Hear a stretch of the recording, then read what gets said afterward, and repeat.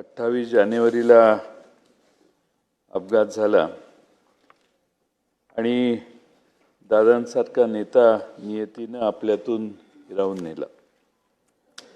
कुणाची नजर लागली काही माहीत नाही, पण महाराष्ट्राच्या राजकारणाला नजर लागली आणि दादांसारखा नेता आपल्यातून गेला. मोठ्या अपेक्षेने ज्यांच्याकडे महाराष्ट्रात बघितलं जातं त्यांनाच हिरावून घेण्याची नियतीची पद्धत आहे का, अशी शंका यावी. आपल्या आधीच्या सगळ्या वक्त्यांनी त्यांचा उल्लेखही केला. विलासराव देशमुख साहेब असतील, गोपीनाथ मुंडे असतील, आर आबा असतील आणि आता अजितदादा. दादांच्यावर बोलण्यासारखं बरंच काही आहे, कदाचित दिवस देखील पुरणार नाही. आणि दादांचा स्वभावाचं वर्णन सर्वांनीच केलेलं आहे. आपण सगळे दादांच्या बरोबर आज नाही, गेले 35-40 वर्ष काम केले. दादांच्या स्वभावातले बारकावे वर्णन करावेत तेवढे थोडे आहेत. जवळपास 2 दशकं दादा महाराष्ट्राच्या राजकारणाच्या मध्यवर्ती भागात होते. दादा काय करणार आणि दादांच्या पक्षाची भूमिका ही गेले 20-25 वर्ष महाराष्ट्रात फार महत्त्वाची ठरली. आणि त्यामुळं जेव्हा इतिहास लिहिला जाईल, समाजकारणाचा असेल, सहकाराचा असेल, अर्थकारणाचा असेल, तर मला खात्री आहे की अनेक दिग्गजांची नावं येतील, पण दादांचं नाव लिहिल्याशिवाय तो इतिहास पूर्ण होणार नाही. स्वर्गीय यशवंतराव चव्हाणांच्या मुशीतनं आदरणीय पवार साहेबांचं नेतृत्व सुरू झालं आणि त्यांचा आविष्कार, त्यांचे संस्कार घेऊन अजितदादांनी आयुष्यभर काम केलं. खरं म्हणजे दादांची आणि आम्हा सर्वांची कारकीर्द ही एकाच वेळी सुरू झाली. दिलीपरावजी इथं बसलेले आहेत, आर आबा होते, आम्ही समोरच्या बाजूत खाडेसाहेब जिथं बसलेले आहेत, कुटेसाहेब बसलेले आहेत, त्या ठिकाणी बसायचो. आणि पत्रकारांनी त्या भागाला अशांत टापूचं नाव दिलेलं होतं 90 साली. मधुकरराव चौधरींनी दिलेलं. आणि मधुकरराव चौधरी साहेब यांनी त्या परिसराचं नाव अशांत टापू दिलेलं, कारण सभागृह शांत असायचं, पण तिथलेच 10-15 जण हे एकमेकात बोलणं तरी करायचे किंवा दंगा तरी करायचे किंवा प्रचंड सत्तेत असून देखील प्रश्नांची सरबत्ती सरकारवर करायचे. आणि म्हणून त्या सहकाऱ्यांच्यातले अनेक सहकारी काळाच्या पडद्याआड गेले. आज दादांना देखील श्रद्धांजली वाहण्याची वेळ आमच्या सगळ्यांवर येते. खरं म्हणजे दादांचा स्वभाव असा होता की जे मनात येईल ते बोलायचे. माझ्याकडे एकदा दादांना निमंत्रण मी केलेलं होतं आणि व्यासपीठावर आर आबाई होते, दादाही होते. आणि आबा त्यांच्या सवयीप्रमाणे तंबाखू खात होते. दादांनी ते बघितलं, मला खुणावलं. आम्ही दोघं एकमेकाच्याकडं बघून थोडंसं स्मितहास्य केलं आणि दादांचं भाषण सुरू झालं. ज्यावेळी दादा भाषणाला उठले, माझं झालं, आबांचं झालं, मग दादांचं, त्यावेळी दादांनी इतक्या जोरात जाहीर सभेत 10-15 हजार लोकांच्या जाहीर सभेत आर पाटील यांच्या तंबाखू खाण्याच्या स्वभावाबद्दल प्रचंड दादा बोलले. इतके दादा बोलले की आबांना देखील त्यावेळी वाईट वाटलं असेल. मी परत आबांच्या घरी जाऊन आबांना मी म्हटलं की माझ्या व्यासपीठावरून दादा बोलले, मी सॉरी, पण दादा बोलले काही चुकीचं नाही, हे मी आबांना त्यावेळी सांगितलं. आणि मागच्या वेळी आबा आपल्यातून गेले, इथं आबा बसलेले आणि निवडणुकांच्या व्यापातनं आम्ही निवडणूक झाल्यावर इकडे येऊन बसलो. आबांचा गाल सुजलेला. त्यावेळी मी दादांना म्हटलं, दादा तुम्ही माझ्याकडे जे भाषण केलं ते आज खरं ठरलं. तुम्ही सांगत होता हे व्यसन करू नका आणि आबांना ते व्यसन सोडवता आलं नाही. आज आबा व्यसनामुळं असेल, आबांसारखा एक दिग्गज नेता आमच्यातून केला. पण जे ज्याचं चुकलंय ते तोंडावर सांगायचा दादांचा प्रचंड मोठा स्वभाव होता आणि वावगं कधी खपायचं नाही. माझ्याकडे तसेच एकदा आले, म्हटले काय जयंतराव हे कसलं काय संस्था चालवताय? म्हटलं काय झालं? हे झाडच दिसत नाही तुमच्याकडं, हे काय चाललंय? म्हटलं माझ्याकडे या, कसे झाडं आहेत बघा, असं त्यांच्या दरडावण्याच्या वाक्या शब्दात बोलले. म्हटलं ठीक आहे सॉरी म्हटलं. नंतर 7-8 वर्षांनी परत आल्यावर मी दादांना म्हटलं आता कसं वाटतंय? आता मी 100पैकी तुला 60 गुण देतो, 70 गुण देतो, बरी प्रगती आहे. झाडांच्यावर एवढं प्रेम असणारा माणूसच मी बघितला नाही. आणि प्रत्येक झाड कुठल्या प्रकारचं आहे आणि त्या झाडाचं वैशिष्ट्य काय, ह्याची सावली किती पडणार हे दादांना पाठ असायचं आणि कुठल्या प्रकारची झाडं लावा हेही सांगायचे. एकदा मला दादांनी म्हटले जयंतराव तुम्ही जरा बारामतीला या, मी तुम्हाला माझं घर दाखवतो. मी आणि माझी पत्नी आम्ही दोघं बारामतीला गेलो.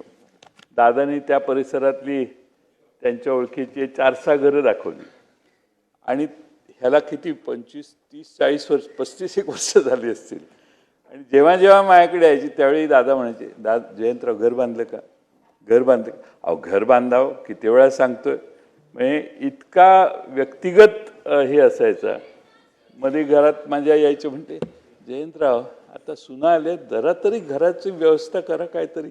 म्हणजे घराच्या बद्दल दादा एवढे टची होते आणि दिसेल त्यावेळी काही नसलं तर ह्या विषयावर यायचे. त्यामुळं व्यक्तिगत जीवनात दादांचा जो वागण्याचा स्वभाव होता, मला वाटत नाही की अशा प्रकारची वागणूक ही नीटनेटकेपणाची, आपुलकीची आणि कडक स्वभावाची दुसऱ्या कुणाची आम्हाला कधी मिळाली असेल. खरं म्हणजे 98 साली दादा बँकेचे अध्यक्ष झाले, मी साखर संघाचा अध्यक्ष झालो. महाराष्ट्रात आम्ही दोघांनी दौरा काढायचं ठरवलं. मग विदर्भापासून सगळ्या कारखान्यांना, विदर्भ, मराठवाडा, खानदेश सगळ्या कारखान्यांना भेटी द्यायचा कार्यक्रम केला. काही कारखाने बँकेचे अध्यक्ष येणार आहेत, बँकेचे पैसे मिळाले पाहिजेत म्हणून कारखाना ऊस नसला तरी चालू ठेवायचे. एका कारखान्यावर आम्ही गेलो, त्या कारखान्यावर जाताना ऊस नव्हता. तर संस्था चालक म्हटले दादा ह्या बाजूने ऊस येत नाही, तिकडच्या बाजूने ऊस येतो. बरं म्हणतो. मग आम्ही गेलो. त्याने काय कारखान्यात आम्हाला जाऊन दिलं नाही, कारण धुराडं चालू होतं. पण बाहेरच स्टेज घातलं, मोठा सत्कार वित्कार केला. वेळ कमी होता. दादा म्हटले आता जातो आम्ही. त्यालाही ते सोयीचं होतं. ठीक आहे दादा चला म्हटले. आणि गाडीत बसल्या दादांना मी पुढे म्हटलं दादा आता तिकडं आलो, आता इकडं निघालो, इकडं पण ऊस नाही, तिकडं पण ऊस नाही. आता दादांनी लावला त्याला फोन. हे म्हटले काय सांगतो? म्हटले इकडेही ऊस नाही, तिकडेही ऊस नाही, तू काय आम्हाला मूर्ख बनवतो का? एवढे दादा फोनवर त्या कारखान्याच्या अध्यक्षाला बोलले.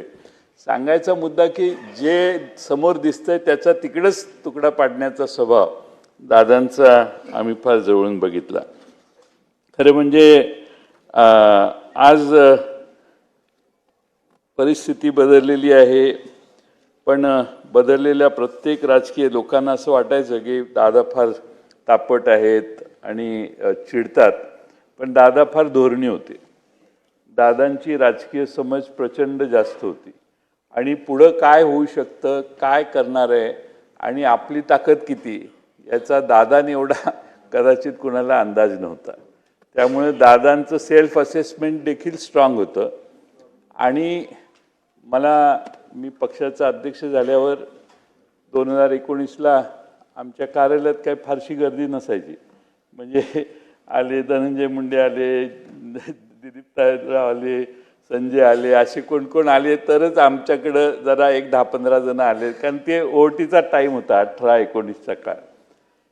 आम्ही एक सर्वे केला आणि दादांना मी म्हटलं दादा ही सर्वेप्रमाणे, हो सर्वेप्रमाणेच आम्ही दोघं एकत्रित बसून जे सर्वेने आले त्यांनाच तिकीटं दिली. 2 बदलायची होती. एक आपले बनसोडे, आपले विधानसभेचे उपाध्यक्ष अण्णा बनसोडेंचं, ते हायवेला तिकडं टोल नाक्यावरच त्यांना घेराव केला. दादांनी मला तिकडं फोन केला, जयंतराव मी ते काल हे नाव सांगितलेलं ते आता बदललं तर चालेल का? म्हटलं चालेल. एबी फॉर्म तुमच्या आधी पोचलेत म्हटलं पुण्यात, त्यातलं कुठलंही द्या म्हटलं, काय हरकत नाही. ठीक आहे म्हटले. मग आणखीन थोड्या वेळाने दुसरा फोन आला, कुठंतरी मराठवाड्यात बदलायचं आहे, बदललं तर चालेल का? सांगायचा मुद्दा मगाशी भास्करांनी सांगितलं, पक्षाच्या अध्यक्षाला सांगून त्याला पाहिजे ते त्यांच्या कानावर घालून निर्णय घेण्याची एक प्रचंड मोठी स्वभावाचं वैशिष्ट्य दादांचं आम्ही बघितलं. आणि मला आठवतं एकदा संघर्ष यात्रा काढली, काँग्रेस पक्ष 17 जण निलंबित केली, भास्करांना निलंबित केलं, आमचं संग्राम जगतापी त्यात आहे, असे 16-17 जण निलंबित त्यावेळी झाली. मग संघर्ष यात्रा निघाली.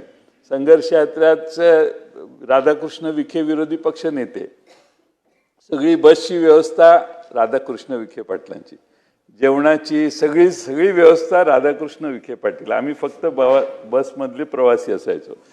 दादा म्हणायचे, हे राधाकृष्ण विखेलाच आपल्याकडे एकदा खेचला पाहिजे जयंत, हे किती चांगली व्यवस्था करतो बघा, खेचला पाहिजे म्हणजे आपल्याकडे आणला पाहिजे.